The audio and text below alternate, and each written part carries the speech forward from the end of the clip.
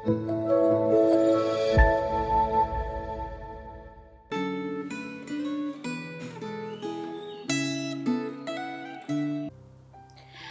jemaat yang terkasih dalam Tuhan, kita sungguh bersyukur kita boleh kembali berjumpa bersama-sama pada saat ini untuk kembali merenungkan firman Tuhan. Mari kita masuk di dalam doa. Ya Tuhan, kami mengucap syukur dan berterima kasih untuk kebaikan-Mu, perlindungan-Mu, penyertaan-Mu dalam hidup kami. Di mana pada saat ini Tuhan, Engkau memberikan hari yang baru dan kesempatan yang baru untuk kembali merenungkan, merefleksikan firman-Mu Tuhan. Karena itu kami mohon Roh Kudus bekerja, menerangi hati dan pikiran kami untuk mengerti kebenaran-Mu. Kami serahkan waktu ini di dalam nama Tuhan Yesus kami berdoa. Amin. Saudara-saudara, refleksi Gema kita pada hari ini sudah sampai di dalam Markus 6 ayat 30 hingga dengan yang ke-56, saudara ya. Kita akan membaca beberapa bagian firman Tuhan yang kita akan coba lihat, saudara, dari ayat yang ke-7 sampai 13. Kemudian di ayat yang ke-30, saudara, sekalipun memang bacaan kita itu dari ayat 30 sampai 56, saudara, tetapi ada bagian penting yang dapat kita lihat dari bacaan firman Tuhan. Karena itu saya rindu supaya saudara membaca secara menyeluruh bagian firman Tuhan ini dari ayat yang pertama hingga ayat yang ke-56. Demikian firman Tuhan, Markus 6 ayat 7 sampai 13 dan ayat 30. Ia memanggil ke-12 murid itu dan mengutus mereka berdua-dua. Ia memberi mereka kuasa atas roh-roh jahat dan berpesan kepada mereka supaya jangan membawa apa-apa dalam perjalanan mereka kecuali tongkat, roti pun jangan, bekal pun jangan, uang dalam ikat pinggang pun jangan, boleh memakai alas kaki tetapi jangan memakai 2 baju. Katanya selanjutnya kepada mereka, kalau di situ tempat kamu sudah diterima dalam suatu rumah, tinggallah di situ sampai kamu berangkat dari tempat itu, dan kalau ada suatu tempat yang tidak mau menerima kamu, dan kalau mereka tidak mau mendengarkan kamu, keluarlah dari situ, dan kebaskanlah debu yang di kakimu sebagai peringatan bagi mereka. Lalu pergilah mereka memberitakan bahwa orang harus bertobat, dan mereka mengusir banyak setan dan mengoles banyak orang sakit dengan minyak dan menyembuhkan mereka. Kemudian ayat yang ke-30, di sana dikatakan, kemudian rasul-rasul itu kembali berkumpul dengan Yesus dan memberitahukan kepadanya semua yang mereka kerjakan dan ajarkan. Demikian pembacaan firman Tuhan kita pada saat ini.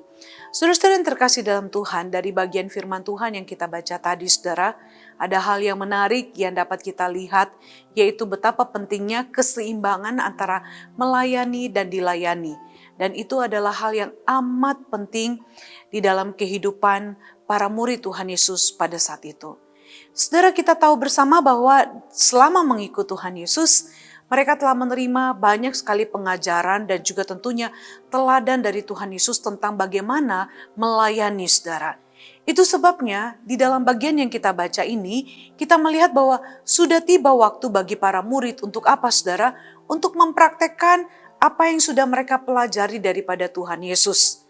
Dan yang menarik adalah dari hal ini, jika kita perhatikan di ayat 30 tadi, di sana mereka bukan hanya sekedar diberi kesempatan untuk pergi melayani, saudara, tetapi juga mereka harus, saudara, melaporkan atau memberitahukan apa yang telah mereka lakukan di dalam pelayanan mereka.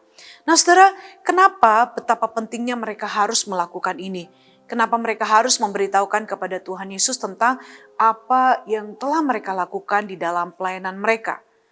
Saudara, kita bisa perhatikan bahwa sistem pelaporan itu diperlukan supaya apa?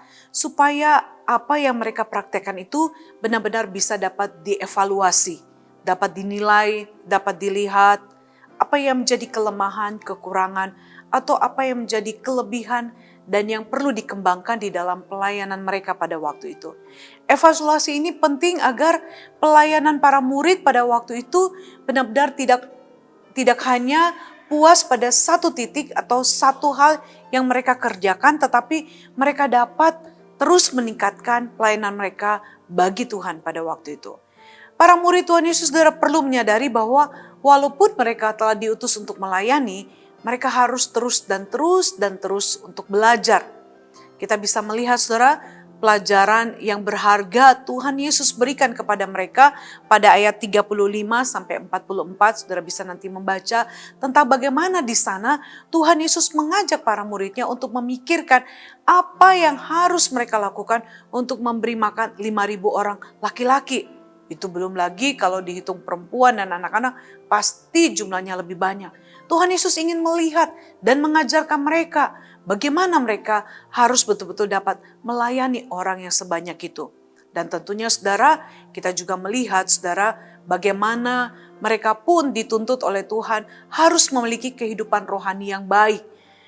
Itu sebabnya saudara, kalau kita melihat di dalam seluruh pelayanan Tuhan Yesus menunjukkan teladan yang luar biasa, di mana ketika dia selesai melayani dan mengajar banyak orang pada waktu itu, bahkan sekalipun mungkin Yesus merasakan kelelahan, tetapi yang dilakukan oleh Tuhan Yesus adalah bukan segera beristirahat, tetapi melainkan saudara, dia pergi ke bukit untuk berdoa, atau dia akan mengasingkan diri untuk berdoa. Dan kita bisa lihat di dalam ayat 46 saudara, di mana di dalam bagian ini saudara, di sana dikatakan apa? Setelah ia berpisah dari mereka, ia pergi ke bukit untuk berdoa. Ini hal yang Tuhan Yesus mau supaya para murid lakukan.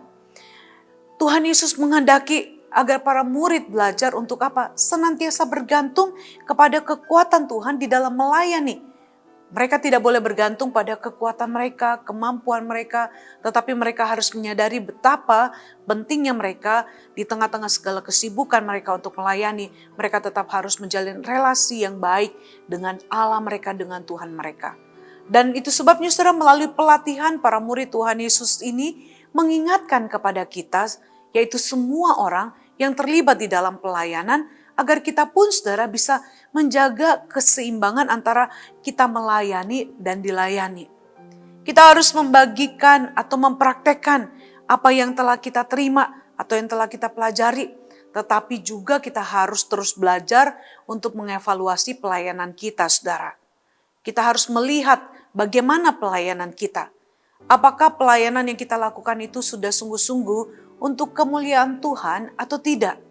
Apakah pelayanan kita itu kita lakukan dengan kesungguhan hati atau karena terpaksa, karena didorong oleh orang-orang tertentu?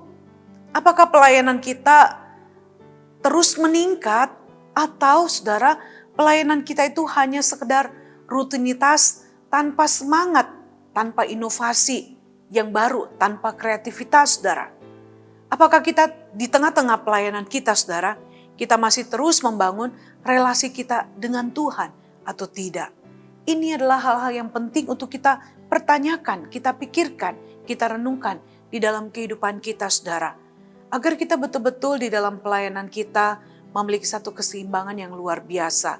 Di mana kita bekerja melayani Tuhan, namun kita juga belajar untuk melihat diri kita dan juga terus membangun relasi kita dengan Tuhan. Oleh sebab itu saudara, mari terus menjaga keseimbangan dalam kita melayani Tuhan, agar pelayanan kita dapat semakin memuliakan Tuhan dan kita semakin dapat meningkatkan pelayanan kita lebih baik dan lebih baik lagi untuk memenangkan banyak jiwa dan menjadi berkat bagi banyak orang. Mari kita meneladani Tuhan kita Yesus Kristus. Amin. Mari kita berdoa. Ya Tuhan, kami mengucap syukur untuk firman-Mu Tuhan, yang mengingatkan kami kembali bagaimana ketika kami dipanggil dan dipilih oleh Tuhan untuk melayani, kami harus melayani dengan kesungguhan hati kami, melayani dengan hati yang mau terus belajar dan diajar, melayani untuk juga boleh sungguh-sungguh terus meningkatkan talenta karunia yang Tuhan berikan untuk kemuliaan nama Tuhan. Bahkan yang paling utama juga adalah di dalam kami melayani Tuhan, kami dapat tetap menjalin relasi, hubungan yang baik dengan Tuhan. Sehingga pelayanan kami tidak menjadi hambar, tetapi menjadi pelayanan yang harum berkenan di hadapan Tuhan untuk memuliakan nama Tuhan. Karena itu tolong kami Tuhan untuk terus meneladani-Mu di dalam melayani-Mu. Di dalam nama Tuhan Yesus kami berdoa dan mengucap syukur. Amin. Demikian refleksi Gema kita pada hari ini. Tuhan Yesus memberkati saudara sekalian.